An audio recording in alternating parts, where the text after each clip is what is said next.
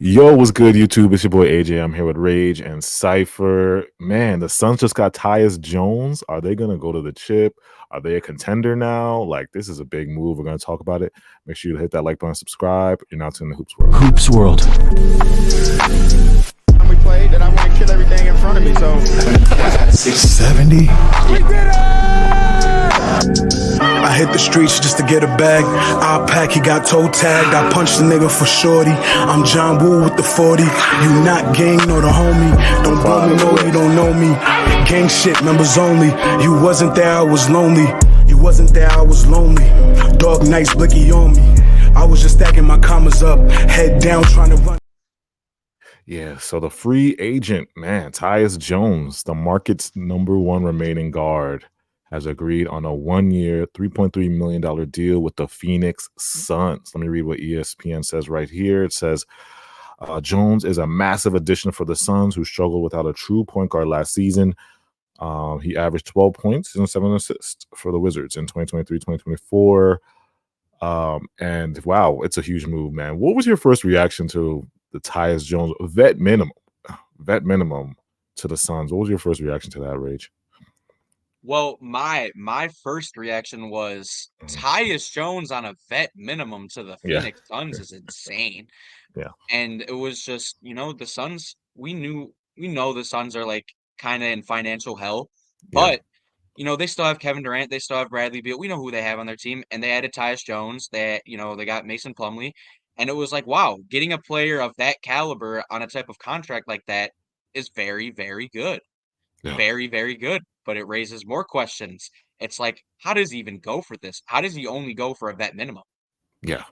Tyus put out a statement earlier, I think, and he basically, in his statement, I'll summarize or paraphrase it. He basically said this was a good opportunity for him to get recoup his value. Basically, he signed for the vet minimum to prove his value, because he's going to be a free agent next year. Basically, prove his worth as a starting point guard in this league.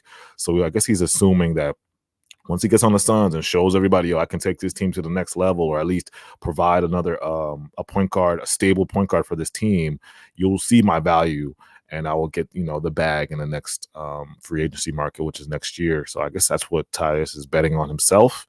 It's very, very interesting because I want you you have the stats here, Rage, about Tyus Jones. There was a period when he was on the Grizzlies where John Morant went out, and he went on some the Grizzlies. I remember there was a time I looked at, I think we were texting probably years ago. We're like, why are the Grizzlies better than without John Morant? And literally John Morant is their best player, and then without John Morant, I remember us as Nets fans, even when we had Kevin Durant, they beat us without John Morant. We had Kevin Durant, Kyrie, we had a squad. Yeah, and it's like they were better without him because Tyus Jones was just such an elite playmaker, point guard. He rose everybody's floor. He was just a complete floor general on that team, and they didn't miss a beat because how well he ran that offense and how well he was getting his guys into his spots. So it's very went underrated. But yes, Syph, what was your reaction to Tyus Jones, the vet man? Well, I thought, what a steal. I mean, yeah. Tyus Jones averaged 12 points, 7 assists last year, 7 assists to 1 turnover. I mean, that's just excellent. I believe Tyus Jones has the best assist to turnover ratio in NBA history.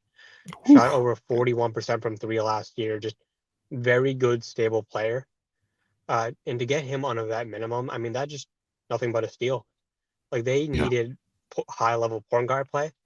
And while there is some questionable lineups, because if he is a starter, then it's him, Beal, Booker at the 3, and then Durant at the 4. So it is undersized. There is some lack of rebounding. There are some defensive issues, but offensively, that is exactly what they need. Just a steady hand to control and calm down the offense. Yeah, and that's so good because there were a lot of times where the Suns were struggling from turnovers. They were one of the teams in the league. Every time I watched the Suns, it was just they would force Bradley Beal and Devin Booker to play the point guard role, and I'm like, no, they're off ball guys, they're coming off screen guys, they're off ball guys.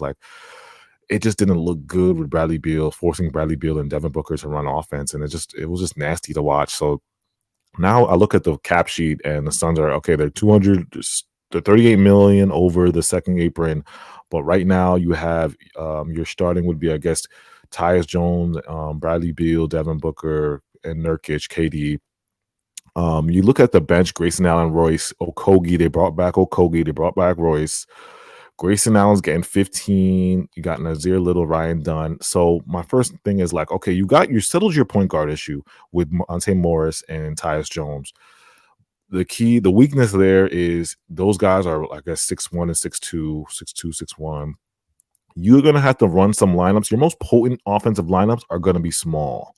And small ball in this era could be a little bit difficult because teams are getting bigger. We've seen like all these teams run out these crazy lineups. Look at the Wolves, really 6'7", 6'8" on the wings. The Celtics, like big wing teams, are doing well in this modern NBA. So it's like they're gonna have to go small all the times, and that could affect their rebounding. What do you think about the Suns possibly leaning into this small ball thing with because you got look at the team, it's not that they don't really have a lot of tall guys.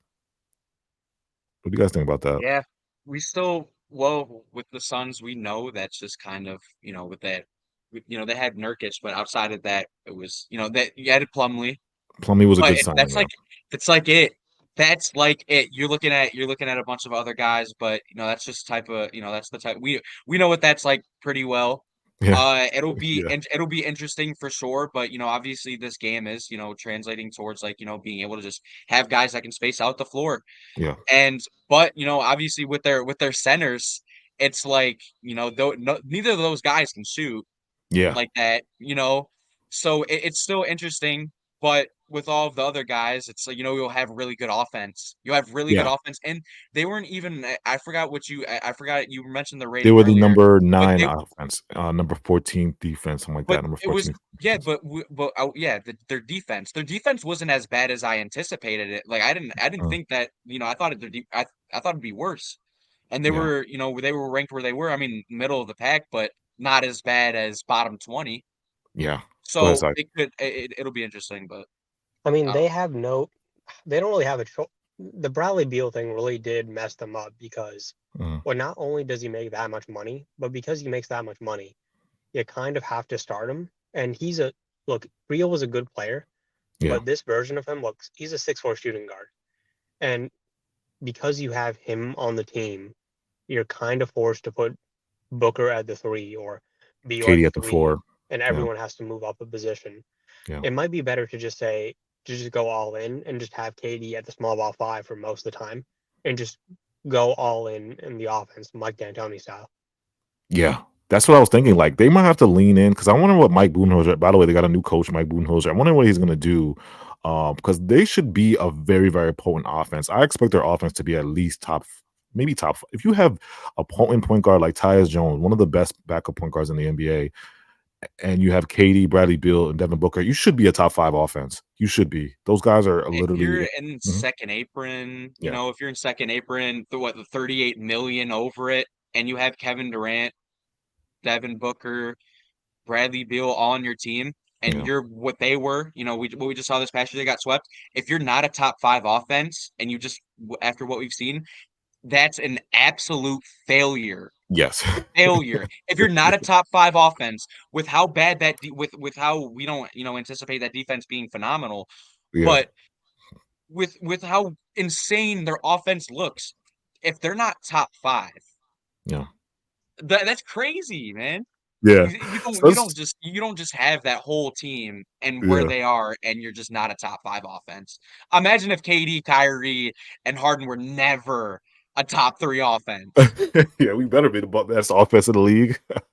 Yeah. That's So what I'm saying. Something that's I fair. want to That's fair. mention, Yeah, go ahead, Si. something I want to mention real quick is Mhm. bigger picture outside of the Suns. The fact that Tyus Jones, like a player of his caliber, Yeah. getting of that minimum. I mean, that's a consequence of this new CBA, which, ironically, the CBA hurts the Suns a lot, Yeah. but this specific signing could only happen because of this new CBA. Yeah. This whole middle class of players, guys like Gary Trent, Lonnie Walker, Luke Mm, Kennard, yeah. Tyus Jones, like they kind of have to settle for vet minimums because the middle tier, these 10 to $15 million contracts, teams aren't willing to give them out anymore because they could be so damaging to the salary cap. Yeah. That's a great point you made because that class you named, it's gonna be sad because these guys are losing out on money that like these guys are worth more than vet minimums. Like Tyus Jones is worth a lot more than a vet minimum, at least 10 mil at least. Lonnie, you could be just debatable. Luke Kennard, these guys are worth at least 8 or 10 mil going into the at least a year. So it's like seeing them take these pay cuts because of the CBA is really crazy, man. Um, Last thing I want to get to, because the Suns fans, you should be excited about Tyus Jones. I mean, like I said, the offense should be top 5. Turnover ratio is going to be looking great because y'all shouldn't be in the turnover bottom in the turnovers with Tyus Jones at the point guard. Again, rebounding is the key. We'll see what happens with the rebounding because you're going to be very small out there. And then the defense. This is what I'm going to get to before we end this.